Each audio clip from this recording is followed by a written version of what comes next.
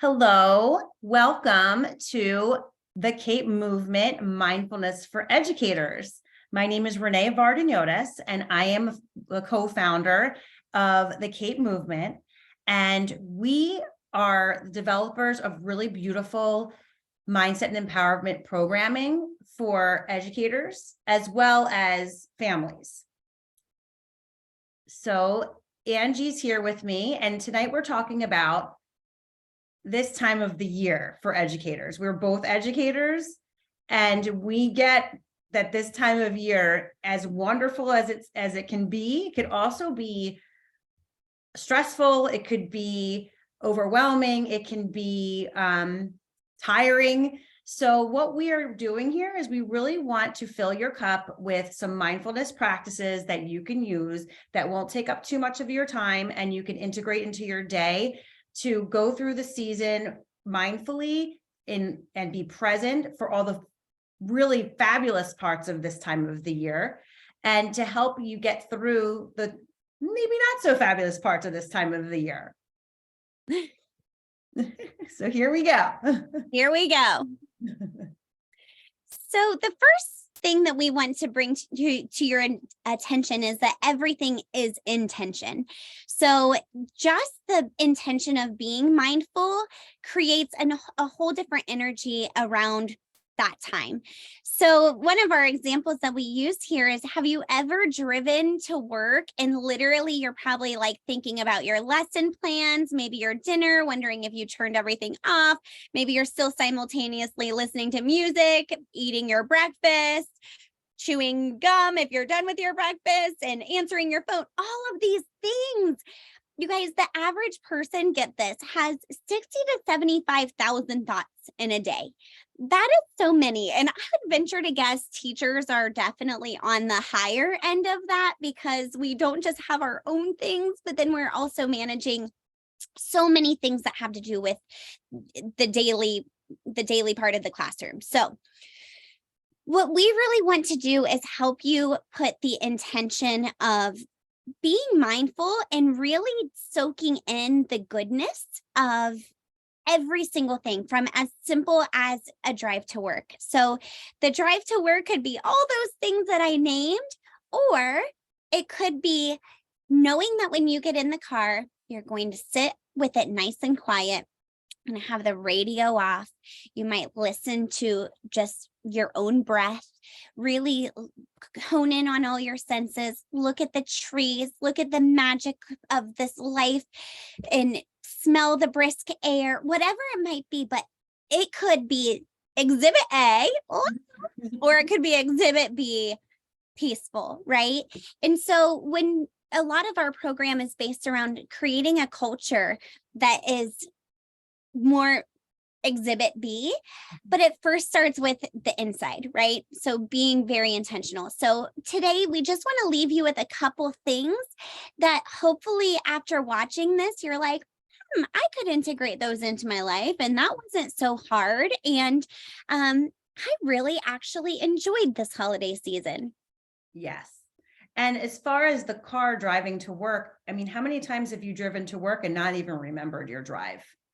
And what we want is to feel that presence with yourself. And sometimes the car ride is the only time that you are alone all day.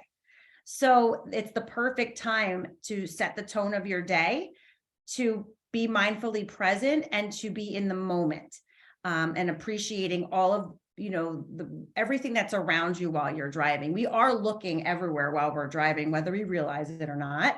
But when we have our minds, all over the place, our goal is that we want you to be mindful, not mindful. So that is what our goal is for everyone here today. And we hope that these practices really help you. So again, just to reiterate, if you're part of the C.A.P.E movement for educators, this program is really for you. This is for you to put the air mask on yourself, but also we want to integrate easy practices that if these are things that you'd like to share with your students, it's easy peasy to do that as well. So the first one is just intentional focused breathing. So this is something that you can do at any time. Stop, drop, and breathe. Like, just think of what a blessing it is that you have air coming in and out of your lungs. So, even if in the morning before you go to work or before you eat your breakfast, or find some times that you literally maybe even set a timer on your phone if that's helpful for you, but just do nothing more than breathe. And, again, we say this every time, but everything we share with you is a practice, because it's not something that you're going to just do one time. It's not something that you're going to feel like you've mastered. Your mind is still going to want to run. But the more that you do these and integrate these into your life, you'll start to crave it. It's like, just that moment of just breathing and being present with my breath. What a gift. And also, so someone told me this once and it really resonated with me. She said to put a little sticker. She gave out stickers, and she said to put a little sticker everywhere that you can, that you frequent, like your computer screen, maybe the mirror in the bathroom. And you just put the little sticker there. And every time you see that sticker, it gives you that reminder to do 3 deep breaths. And it might seem, simple, but it works. We breathe very shallowly all day long. And that is not, it really helps our nervous system to take elongated breaths in, even hold the breath, and then release the breath slowly out, or, sigh it out, like they say. And you will automatically feel amazing. And it's kind of like a reset for you. You could be in the middle of a lesson, and when there's a minute of time where the students are doing something on their own or they're in centers, that's perfect time for you to take time for yourself to be mindful and in the moment. Yes. And very quickly, again, this is something that you would be surprised how much your students would crave, just having that couple moments of downtime, whether it be right after recess or something like that, where they too can just breathe and reset. We need this. We need this space. And a lot of the practices that we're integrating into C.A.P.E, they just weren't taught when we were young. So we kind of adopted beliefs of go, go, go, or move on to the next, whistle blows on to the next center. We really haven't been taught to integrate that downtime. And so these are really awesome. Like Renee said, if, there's a spot by the sink where they wash their hands and maybe they just take 3 deep breaths, and that's just a downtime reminder. So those are really great anchors to integrate.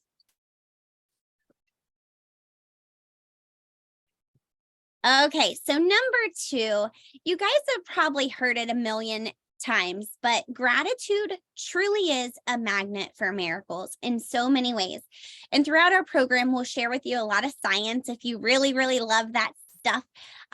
But easy mindful practice. Seriously, this is the time for giving. But what we often don't do is give to ourselves. And so gratitude is a beautiful way. This is a little practice that literally any point in time, if there's like a magical moment or something positive that you want to remember, just literally imagine it going to your heart. Like, this was a really great conversation tonight. Yay, and really putting it into your heart.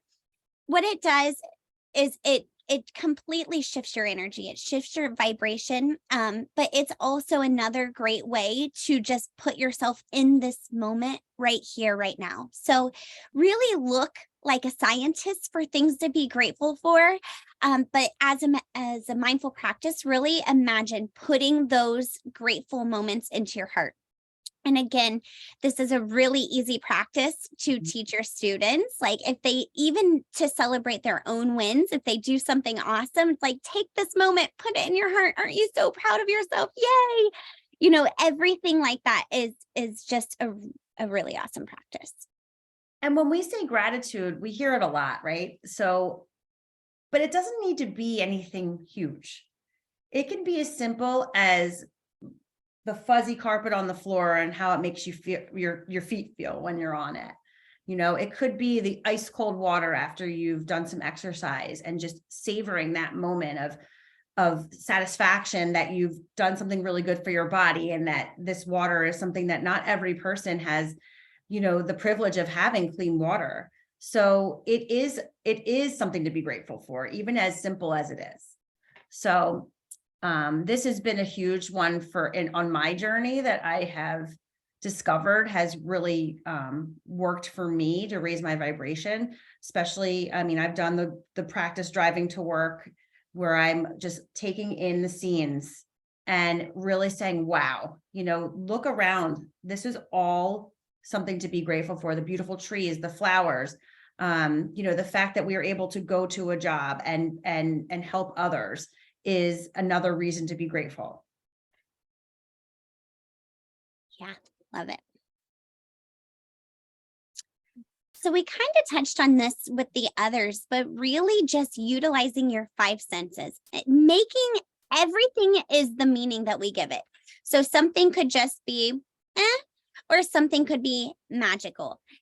Just as Renee was saying, the fuzzy carpet and the way that it makes your feet feel, that could just be something that you walk by, or that could be, oh, that's exciting. I love those fuzzy little parts of the carpet, right? Fuzzy socks, anything. So really start to engage. Like, what do I see right now? Whoa, like, isn't it cool how trees grow? And isn't it cool how seasons make the things like they all have their own rhythm? And isn't it cool? And really start to look at things through a wondrous eye, like through true curiosity. It really does change. It changes everything.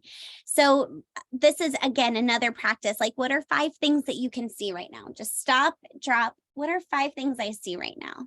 You know, what are 3 things I could feel, or 4 things I could feel right now? What are 3 things I can, you know, you get the idea. So just really just go through and just take it all in and absorb as many moments as possible.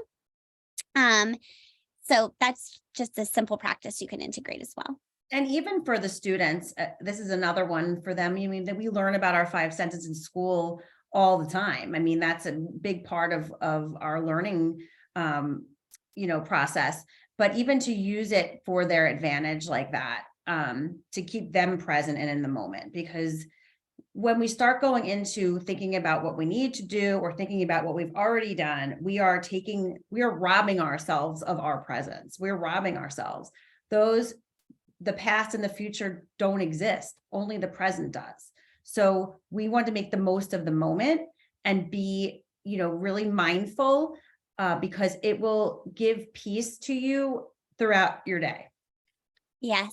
You know, there's a saying by Deepak Chopra, and he says, if you don't have time to meditate, meditate twice as long. And so it goes the same for these mindful practices. Like, we want to, our brains want to say, when I have extra time, sure, I'll do this, but you don't know how busy I am. I don't have time. And it's like, well, if you don't have time for it, then do it double. Because these are the things that actually add more time to our day. A lot of our day is spent busy, but also there's a productivity that comes after we've had time to just clean the slate. And, you know, there's a saying, a lot of times we'll cook today's cookies on yesterday's cookie sheet, right? We have all sorts of stuff. These mindful practices are like cleaning your cookie sheet of your brain. Just give it some time. Give yourself this space, and you will start to see, like, oh man, I'm noticing things that I hadn't noticed before, or I'm appreciating things I hadn't appreciated before. And you didn't wait for everything to be perfect to create the space for this. You did this, and then space was created. So it's so fun to just look at this as kind of a game, the game of life, and how to play it, and how you can integrate these little things. And they seem so minute at first, but the compound effect of doing them over and over and over again, you see that sticker and you breathe 3 times, and then you see that sticker again and you breathe 3 times again, and then you keep seeing that sticker and you keep breathing and you keep being more of who you are, and creating more space. Life just gets better. It does. And so again, this will reflect on you. People will see it in you. It will reflect in your culture. It will reflect in how you feel when you go to school every day. It will reflect in how you experience even your drive home, right? It's going to affect so many facets of your life. And they're just little teeny little pieces. But this is why we're excited to share with you, because had we known this, all of those years of teaching, it would have changed a lot. So Absolutely. And it's changed for me now being back in the classroom briefly, to help out, where my whole demeanor is different. So for me, it's shows growth from, when I started these practices till now, in myself, and we owe ourselves these gifts. We owe ourselves time for ourselves. And even if it's just 3 breaths every now and then, it's still giving you the gift of self-care, because we oftentimes glamorize, I'm busy, too busy. I have things to do. You don't understand. I have so much on my list. You don't understand. My class is so overwhelming this year, or so, I have so much on my desk I have to do. I don't have time for this. But really, when you think about it, just like Angie mentioned before, the air mask, what do they say? You have to put the air mask on yourself before you can give it to others. So we want to be sure that we are taking that into account and realizing that the self-care we are doing for, even in these little practices, is for the benefit of everyone that we are interacting with, our students, our families, our animals, our friends. You show up the best way you can when you start doing these practices. Yeah. And it's so fun because this is why it's the first of its kind. A lot of teachers are like, wait, is this for me to teach my kids? And it's like, but first you, like, this is for you. This is your opportunity. Yes. Everything we teach, you will be able to integrate into your classroom when you choose. And we have a whole program for kids ready for that. But this in particular is your air mask. This is not another curriculum for you to teach your children. This is you to put the air mask on yourself so that you can feel more joyful. You can get back to why you started teaching in the first place. You can get that fire back, that passion. And if you have it, that's awesome. We're going to pour some gasoline on it. But this whole thing is just for you to be more of who you are. And this is for you. So if you have a fellow educator that could really benefit from the air mask, please let them know that we are here every Tuesday, and we would love to connect with them. We also have a whole support system for you, so many resources. So don't hesitate to reach out, because we would love to send support your way in any way, shape, or form. Yes, and you can join our Facebook group for educators that we just launched. We're really excited about it. We have a lot of great content that it can be very helpful. And just making these realizations of especially after everything that has happened in the past couple of years in the world, we have to learn how to navigate things like that in the best of ways, because we can't control those things, but we can control how we are reacting to them and how we are taking care of ourselves and our families during those times.